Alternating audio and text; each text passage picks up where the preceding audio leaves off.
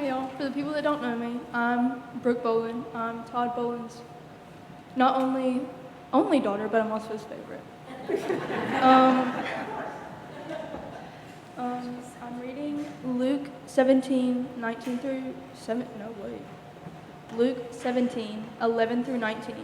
On the way to Jerusalem, Jesus was going through the region between Samaria and Galilee. As he entered a village, 10 lepers approached him. Keeping their distance, they called out, saying, "Jesus, Master, have mercy on us."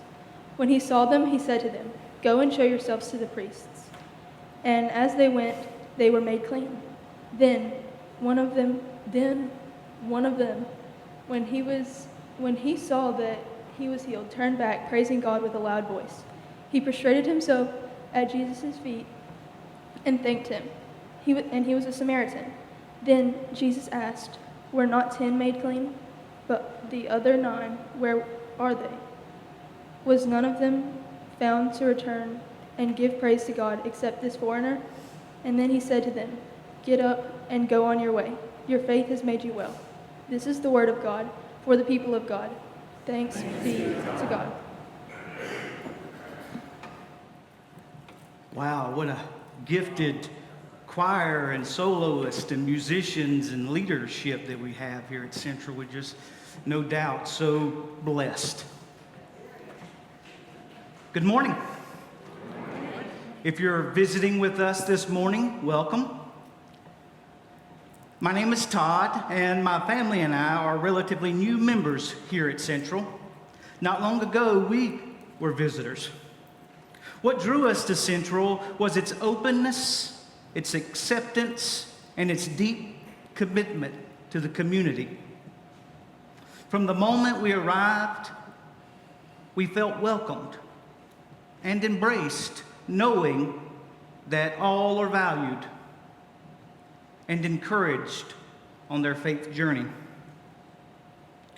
In our time here, we have experienced Central as a community that worships with sincerity, serves with love, supports with kindness, and grows together in grace. My family and I are honored and grateful to be a part of Central United Methodist Church. There's a story about a wealthy man who longed for his 3 children, his 3 sons, to be grateful individuals. On his deathbed, he asked his sons to display their gratitude of their vast inheritance, that they would leave $10,000 each in his casket to display their gratitude. So the funeral came. The sons dutifully put the paper bags in the casket. One of the sons was a doctor, one was a priest, and one was a lawyer. After the funeral, later that day, they went to get some drinks and talk about the day. And the priest started feeling really guilty. And he says, "I couldn't sleep a wink last night thinking how much $10,000 could help people. So I put newspapers in my paper bag." The doctor felt relieved and said, "I'm the same way. I thought about all the medical equipment that we could buy for $10,000. So I too put newspaper in a paper bag." And then the lawyer looks at them seriously and said, "Really? This was Dad's last request?" And they asked him, "Well, did you honor it?" And he smiled and said, "Yes." He said, "In my bag was a personal check for $10,000. Now, while we may chuckle at the lawyer's creative way of fulfilling the father's request, the story raises an important question. How do we truly respond to a gift that is beyond measure? Much like the sons, they had varying responses to their father's last wish. Our response to God's grace can take many forms as well. Today's sermon title, Beyond the Healing, Responding to God's Grace.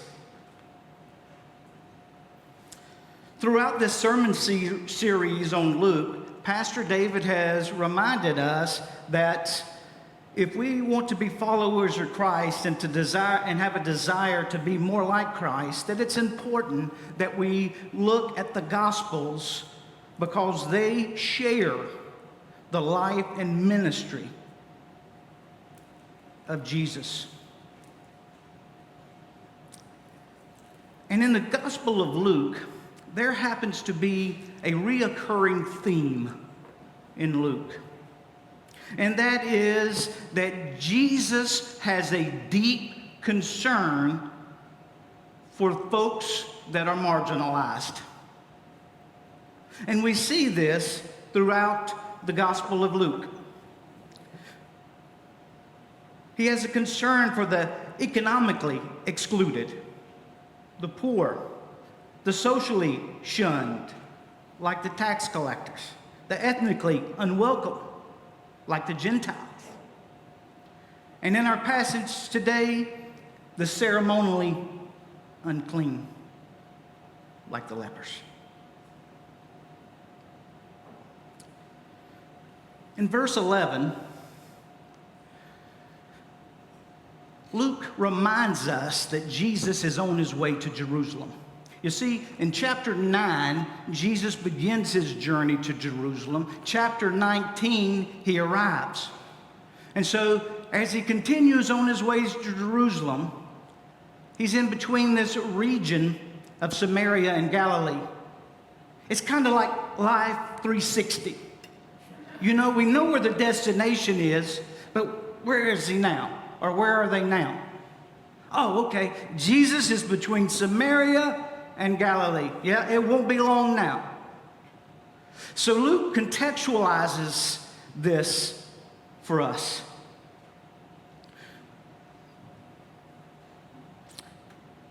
This is an area where the Jews and the Samaritans have a tumultuous history.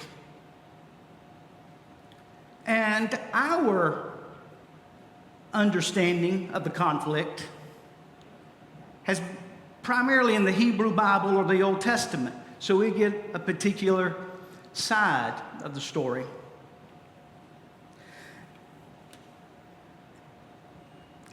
But the differences, yet they have similarities. There is a concept called narcissism of the small difference. Sigmund Freud developed it, sociology later picks it up, and so does political science. But what it suggests is that groups that are similar but not identical experience more tension than groups that are completely different because their minor differences feel more threatening to their identity than the major ones. For example, different Christian denominations having more tension with each other versus Christianity and Hinduism. Well, this relationship with the Jews and Samaritans were pretty similar as well.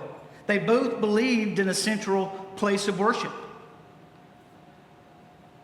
Jews thought it should be Jerusalem, Samaritans, Mount Gerizim. They both identified as people of the book, but their canon was different.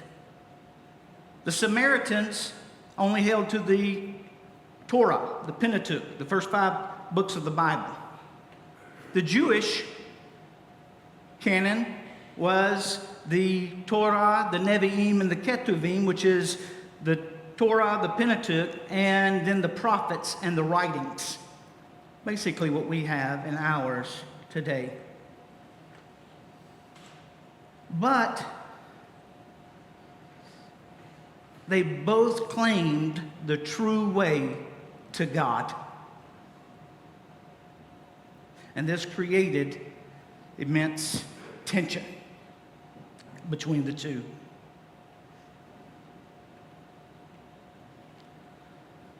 One of the things that we see in the Gospel of Luke, that Luke does here and has Jesus doing, is trying to balance out this tension.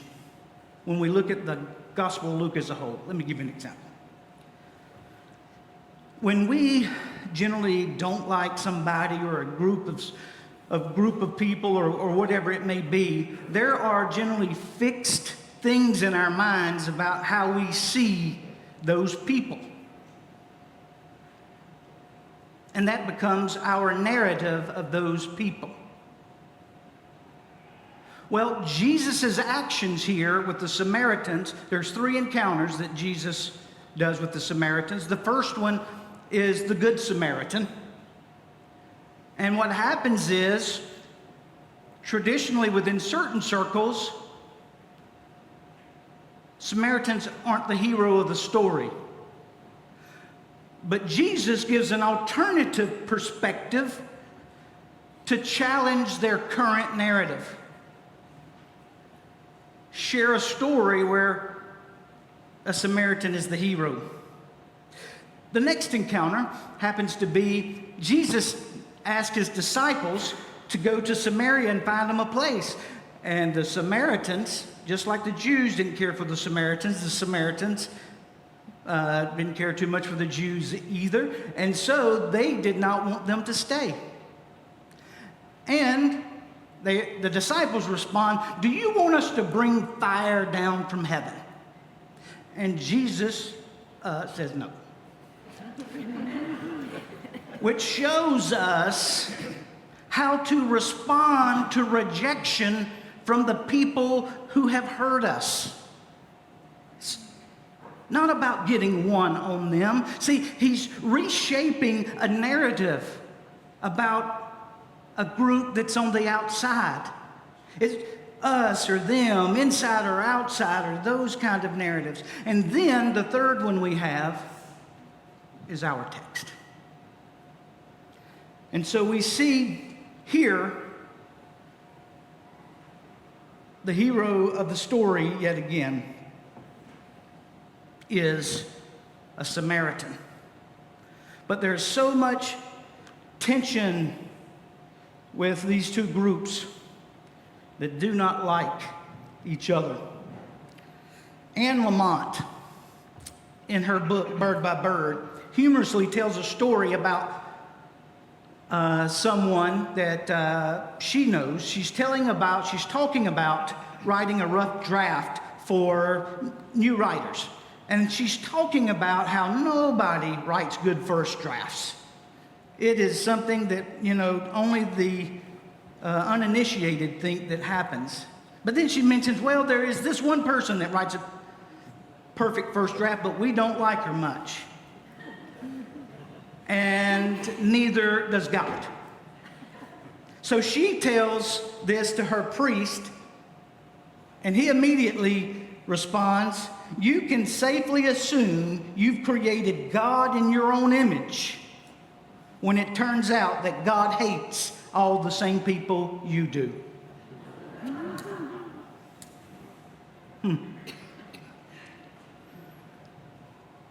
As we look at verse 12,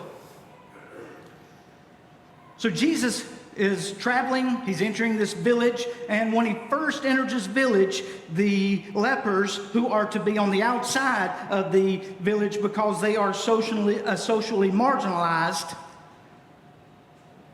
is one of the first people that he encounters here. And lepers here is not the leprosy that we just think of today, but generally the term refers to various skin disorders or various skin diseases. So it could be just different things. But anyway, they are considered unclean, and so they are out together. This is what's interesting to me. This is a group of folks that we think that are Jewish and Samaritans. because of what Jesus says about at the end. But it's hard to fathom. But Samaritan and Jews are here together in this particular group. And what brings them together? Leprosy. Leprosy brings them together. A common struggle. But after the healing, they go their separate ways. Interesting. Interesting dynamic. So what we end up seeing here is that Jesus, in verse 14, Jesus tells the folks to go show themselves to the priest. And the priest in the first century were the folks that were the gatekeepers of purity. And so they were the ones that determined whether you were clean or not clean. Well, remember, there's two different temples. So to determine whether they're clean, one's going to go to Mount Gerizim, the Samaritan. The other one's going to go to the temple in Jerusalem, the Jewish lepers. And this is where they will go. And so as they go and begin to walk, the text says that they look down and they become clean. And the excitement that happens here. And we see that the Samaritan returns back, but the other 9 doesn't. And it just makes you wonder what they were doing. Were they too busy posting selfies and saying hashtag feeling blessed? You know, hashtag Miracle Monday? That's sometimes the way that we see the people who left. They always get the blame. I heard one sermon that said 10% of the people are grateful. Is that what this is about? An attitude of gratitude? Has someone ever done anything nice for you, given you something, done something, said something, and you really appreciated it, and you were so grateful for it? But for whatever reason, you didn't say thank you. You didn't say I appreciate that. But you thought about it. I don't think it's fair to say that the 9 aren't grateful, that necessarily that way. Is that what it's about? Maybe it is. I'm wondering if it's more about displaying gratitude. When we display gratitude, we have to recognize and acknowledge the giver. But sometimes in life, we get so focused on our blessing that we forget about the giver.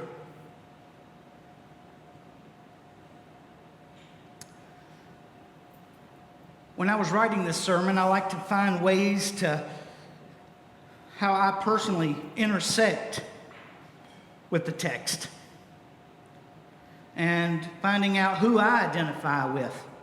Am I one of the 9, or am I the Samaritan? And to be honest, I'd love to say I'm the grateful one. I'm the spiritual MVP that makes the highlight reels every week.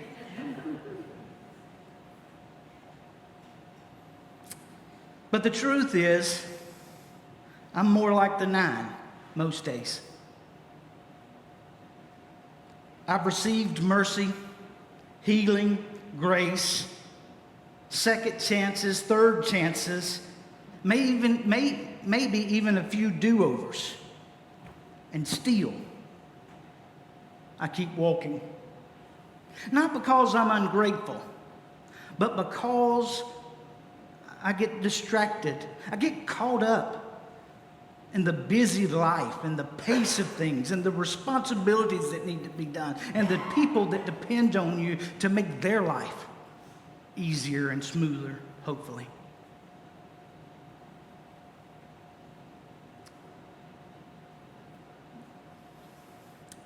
But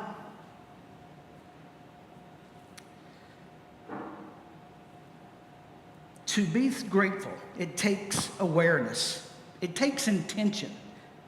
It takes a moment to stop and recognize, wait a minute, Lord, give me the eyes to see my blessings and the grace to recognize you for it. In verse 18, we see the word foreigner used here, that no one returned except this foreigner. This is pretty interesting here. And what's interesting about it is Allegenes is the Greek word here, and it's what we call a hapaxlegomena, which means it's only used one time in the New Testament. There's other words for stranger, and Luke uses them. But this word he uses in this particular context. So what's interesting about it, in 1871, they found an inscription, a warning inscription that went on the temple. And it reads, no foreigner is to enter within the balustrade, round the temple and enclosure. Whoever is caught with himself responsible for this, he is ensuing death.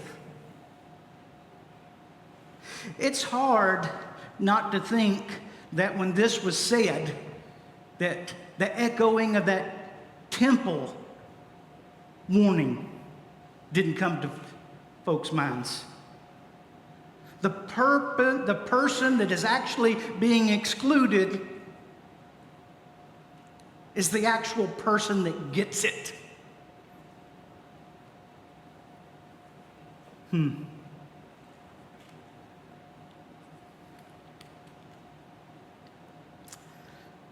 So as we see 9 don't return and 1 does, it's a powerful, Jesus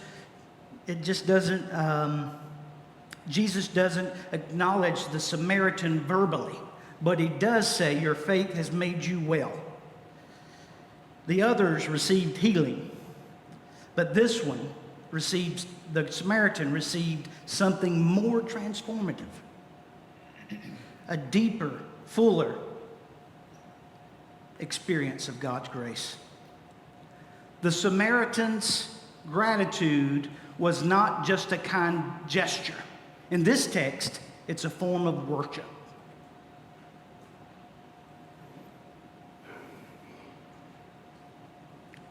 Our minds sometimes struggle to grasp the magnitude of God's sheer grace.